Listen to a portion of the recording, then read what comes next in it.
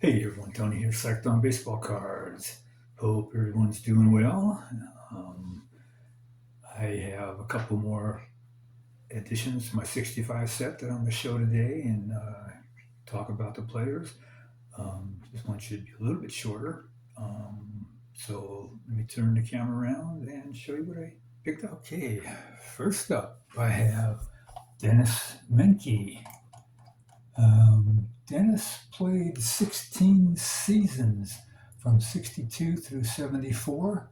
Six were with the Braves, five with Houston, and two with Cincinnati. He played 71 games in 65 and hit 243 with four home runs and 18 RBI. He was the Braves' starting third baseman from 63 until he was traded to Houston after the 67th season and became their second baseman when Joe Morgan was injured for most of the season.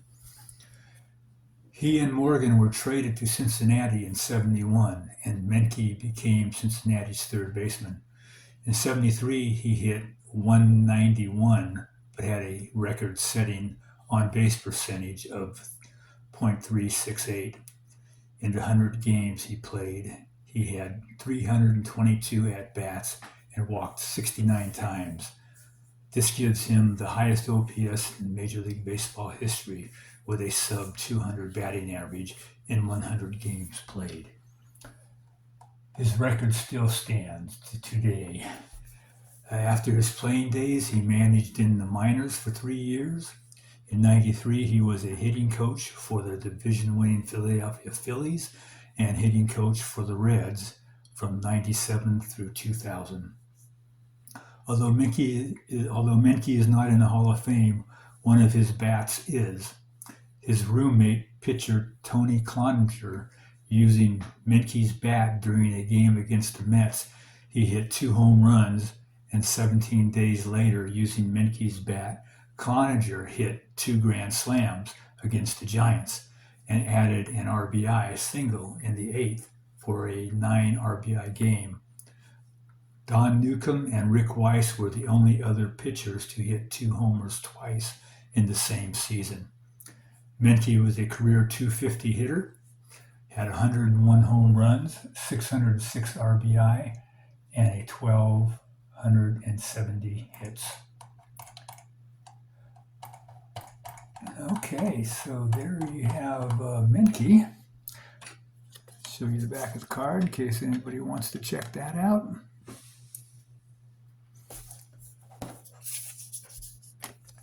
Okay, next up we have Kirk Flood. Played 15 seasons from 1956 through 1971, all with St. Louis, but the first two, which were with Cincinnati.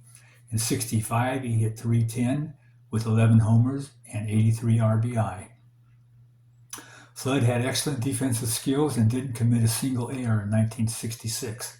At one point in his career, he had a consecutive game errorless streak of 223 games. However, he is probably best known for his challenge of baseball's reserve clause, which eventually opened the door to free agency. The reserve clause challenge and what he went through is discussed in his player bio on Baseball Reference and is an excellent read, which I encourage everyone to do.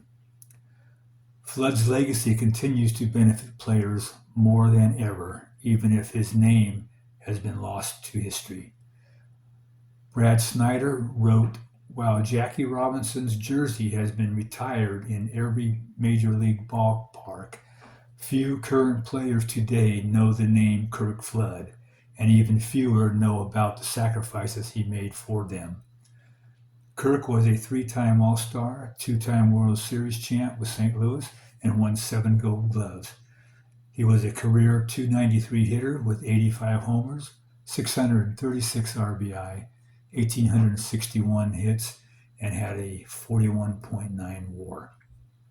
So like everything else, I've got all this information on Kirk Flood from Baseball Reference on the bios of the players. So it's an excellent read if you are so inclined to do, and I encourage you. And there's the back of his card. And with that, I'm going to say everyone take care and have a great rest rest of the week.